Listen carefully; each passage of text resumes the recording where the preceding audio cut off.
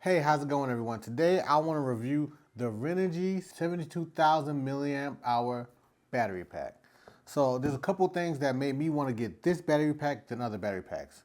Number one, it has plenty of different plugs below for me to charge things. So the first thing we have is a cigarette outlet, very useful. Then we have two ways of charging it. We can charge it by USB Type-C or we can charge it by DC.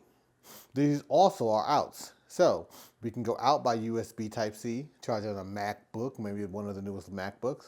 And then we can also DC out. And we can DC out with a couple different options. So we have 12 volt, 16 volt, 20 volt, or 24 volt. You'll be able to pick which ones that you want to use depending on the appliance you're trying to plug in. The next good part is two more power out options. So we have the USB option and another USB Type-C option. So Renogy has also done a smart thing by adding a wireless charging base on top. So when I can't access all these cords, or maybe I don't have the right cord to actually use it, I can also put my phone right on top of it and it'll charge.